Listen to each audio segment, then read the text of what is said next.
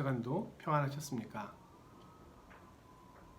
오늘은 히브리서 4장 1절에서 11절 본문을 가지고 영원한 안식에 들어감이라는 제목으로 말씀을 드리려고 합니다. 자, 안식이라고 하는 단어는 우리가 듣기만 해도 설레고 또 우리 마음에 위로를 가져다 주는 단어입니다. 어찌 보면 인간은 이 안식을 위하여 살아가고 있다고 해도 과장이 아닐 것입니다. 그토록 우리가 이른 아침부터 늦은 저녁까지 수고하고 애쓰는 이유가 무엇입니까? 그것은 안식을 위해서입니다. 평안한 삶, 쉼, 참된 안식을 위해서 우리는 그토록 열심히 살아갑니다.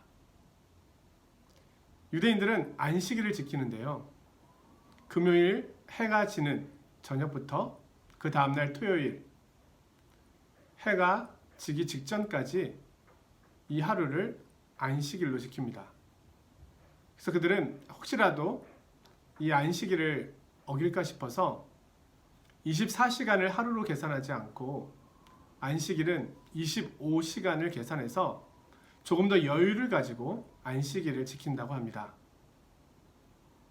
유대인들이 안식일을 얼마나 소중히 여기냐면 율법에 의하면 대속죄일은 1년에 한 번 하나님 앞에 나아가 자신의 죄를 고백하는 날인데요.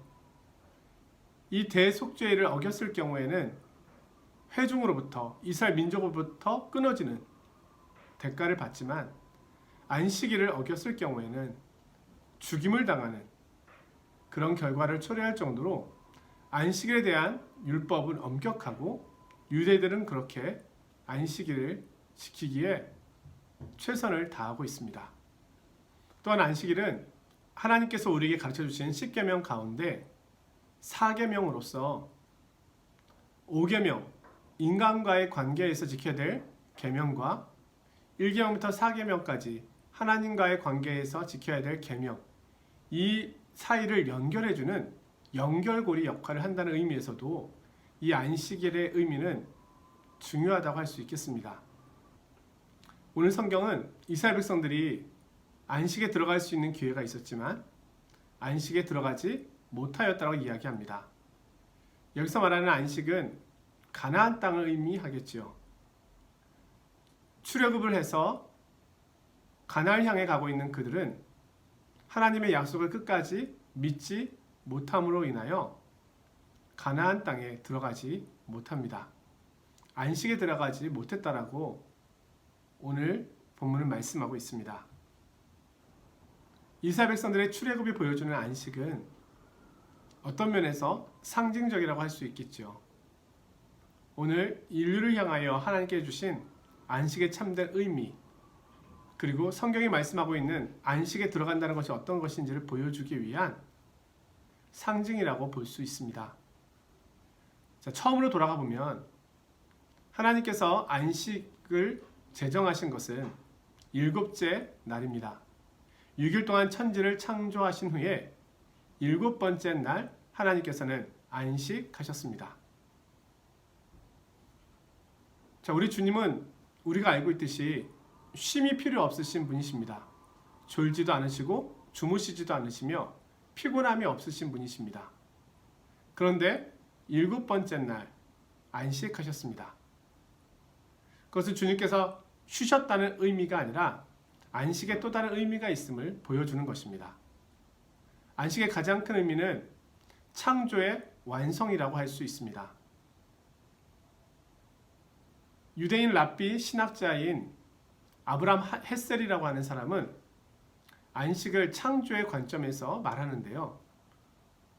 하나님께서는 6일 동안 세상을 창조하신 것이 아니라 7일 동안 창조하셨다는 것입니다. 그리고 창조의 완성은 안식이었다.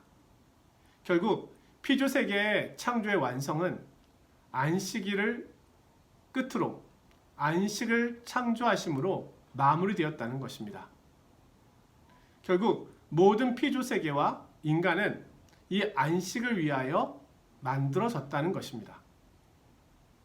그리고 비로소 우리가 안식을 할 때 창조의 완성이 이루어진다는 것입니다. 그렇게 본다면 모든 인류가 안식을 그토록 사모하고 안식을 위하여 살아간다는 것은 지극히 당연한 일이라 할 수 있겠습니다. 중요한 것은 참된 안식이 어디 있느냐 하는 것입니다. 안식을 제정하신 하나님께서 분명 안식이 무엇인가에 대한 열쇠를 가지고 계신 것은 당연할 것입니다. 오늘 우리는 그 안식에 대해서 조금 더 살펴보고, 그리고 그 안식에 들어가기를 힘쓰라고 말씀하시는 그 권면의 말씀에 귀를 기울여야 하겠습니다. 자, 우리는 출애굽기와 신명기를 통해서 안식일의 개념이 발전되고 조금 더 구체화되는 것을 볼 수 있는데요. 출애굽기에서 하나님께서 이스라엘 백성들에게 안식일을 지키라고 말씀하실 때는 천지 창조의 관점에서 말씀하십니다. 하나님께서 6일 동안 세상을 창조하시고 7번째 날 안식하셨으니 너희도 안식하라는 겁니다. 그러나 신명기에서 보면 이 안식일의 개념이 바뀌어서 너희는 안식일을 지켜라. 너희가 그날에 구원을 얻었기 때문이다. 안식일의 개념이 천지창조의 완성, 그 개념에서, 쉼의 개념에서 이제는 구원의 날의 개념으로 확대되고 발전되는 것을 볼 수 있습니다. 결국 구원이라고 하는 것이 무엇입니까? 우리는 쉽게 이렇게 이야기할 수 있습니다. 하나님 나라에 가는 것.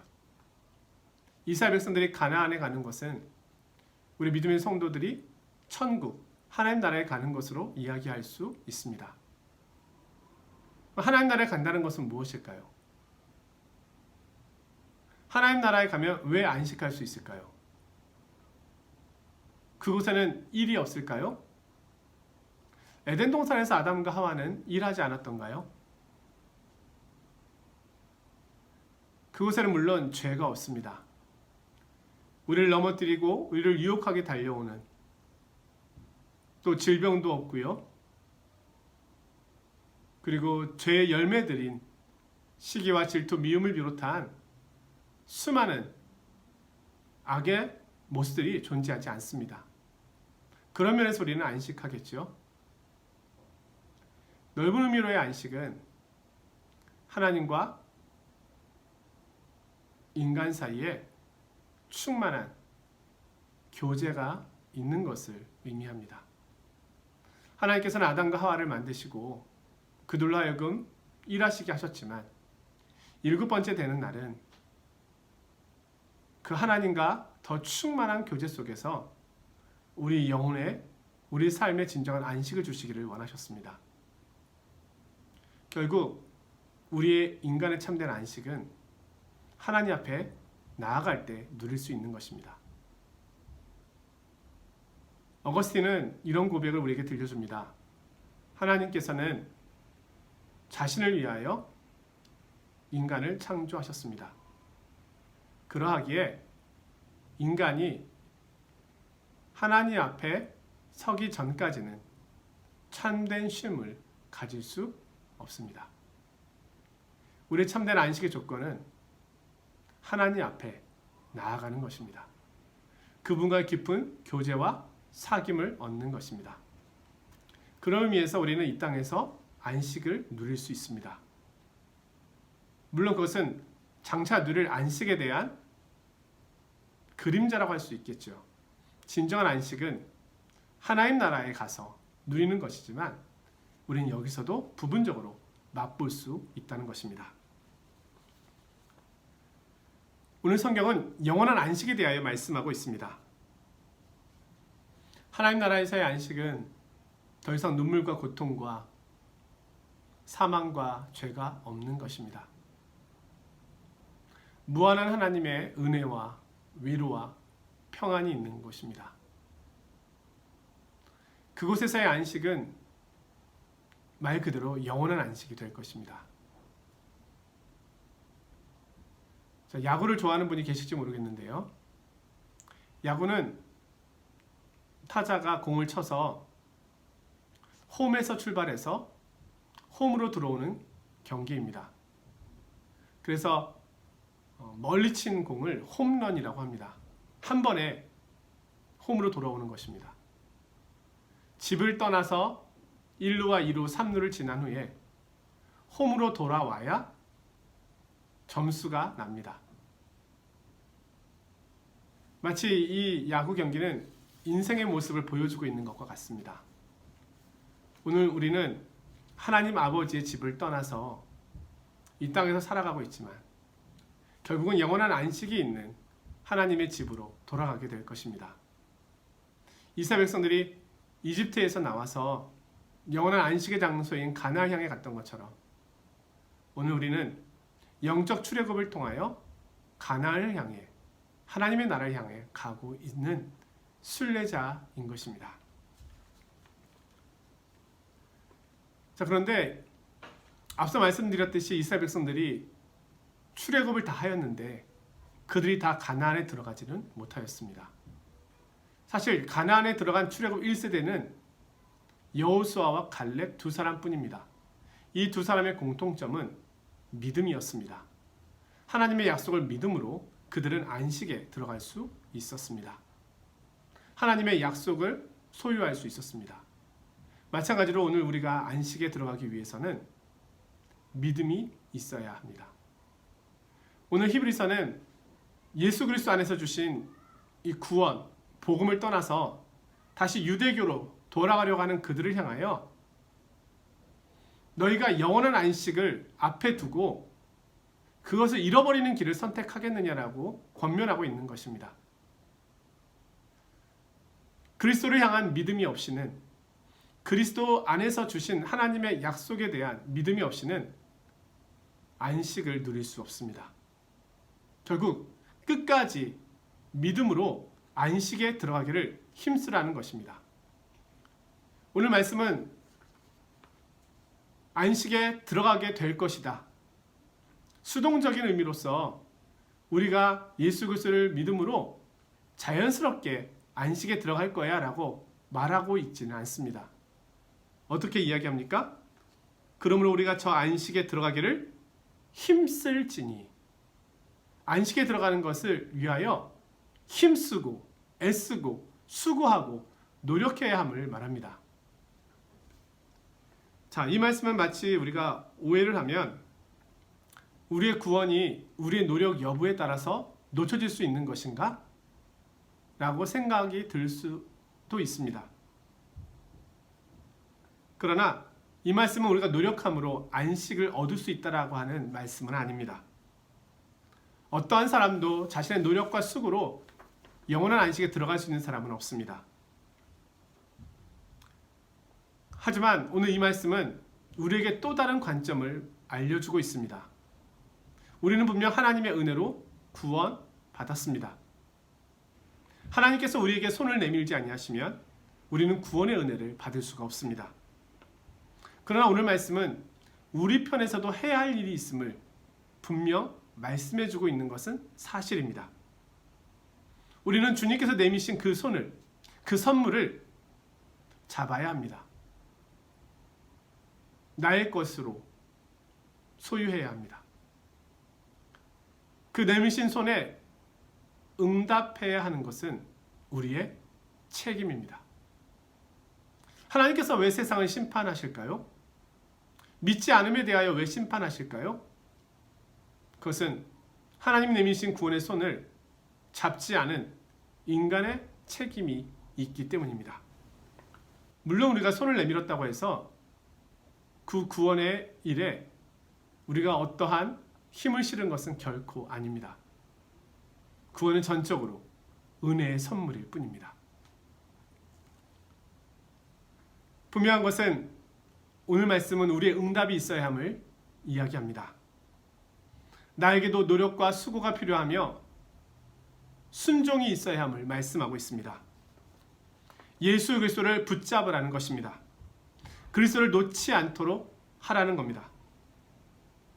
자, 찬송가에 보면 분투와 승리를 나타내는 찬송가, 이 주제가 나열되어 있는 찬송가들이 여럿이 있음을 볼 수 있습니다. 우리가 해야 할 일이 있음을 이야기하고 있는 것입니다. 몇 가지 한번 소개해 보겠습니다. 270장 십자가 단단히 붙잡고 날마다 이기며 나가세. 머리에 면류관 쓰고서 천국에 들어갈 때까지. 찬송가 347장에는요. 허락하신 새 땅에 들어가려면 마음의 준비 다하여 힘써 일하세. 시험 환난 당해도 낙심 말고서 마음의 걱정 버리고 힘써 일하세. 여호수아 본받아 앞으로 가세. 우리 거할 처소는 주님 품일세. 찬송가 359장. 전성을 향해 가는 성도들아, 앞길의 장애를 두려워 말라. 성령이 너를 인도하시리니 왜 지체를 하고 있느냐. 너 가는 길을 모두 가기 전에 내 손에 든 검을 꽂지 말아라. 저마귀 흉계 모두 깨뜨리고 끝까지 잘 싸워 이겨라. 앞으로 앞으로 전성을 향해 나가세. 자, 우리 앞에 영원한 안식이 약속되어 있습니다. 바울사도는 선한 싸움을 싸우고 달려갈 길을 마치고 이제는 나를 위하여 의의 면류관이 예비되어 있다고 말하였습니다. 우리가 싸워야 할 싸움이 있습니다. 우리는 지금 완전한 안식을 얻지 못하였습니다. 우리는 지금 전투 중에 있습니다. 그러나 분명한 것은 영원한 안식이 약속되어 있습니다. 그날이 어제보다 오늘 가까이 오고 있습니다. 믿음으로 가나안에 들어갔던 사람들처럼 오늘 우리도 믿음으로 요단강을 건너 가나안 하나님께서 약속하신 그나라에 들어갈 것을 바라봅시다. 뒤로 물러서지 마시고 영원한 안식을 바라봅시다. 삶의 무게로 인하여 또 인생의 어려움으로 인하여 죄의 무게로 인하여 롯의 아내처럼 자꾸 뒤를 돌아보게 될 때 우리는 고개를 그쪽으로 향하지 말고 하나님의 약속의 영원한 안식을 바라보며 더 힘써 전진해 가야 하겠습니다. 우리의 목표는 분명합니다. 영원한 안식입니다. 하나님께서 예수 그리스도 안에서 우리에게 주신 이 안식, 이 땅에서도 누리시고 완전한 안식, 영원한 안식, 하나님 나라에 누릴 것을 바라보시기를 주님의 이름으로 축원드립니다. 말씀을 마쳤습니다. 코로나19 바이러스 확진자 상황이 프랑스가 심상치가 않습니다. 우리가 더 앞으로의 상황을 주시해 보아야 하겠습니다. 한 주간 동안도 몸 건강 유의하시고 우리 주변의 연약한 지체들을 위해서 기도하고 또 우리 선교사님들을 위해서도 기도해야 하겠습니다. 그리고 교회를 위해서, 예배를 위해서, 흩어져 있는 우리 성도님들을 위해서도, 유학생들과 교민사를 위해서도 함께 기도해야 하겠습니다. 영원한 안식을 바라보며 승리하시는 한 주간이 되시기를 바랍니다. 고맙습니다. 안녕히 계십시오.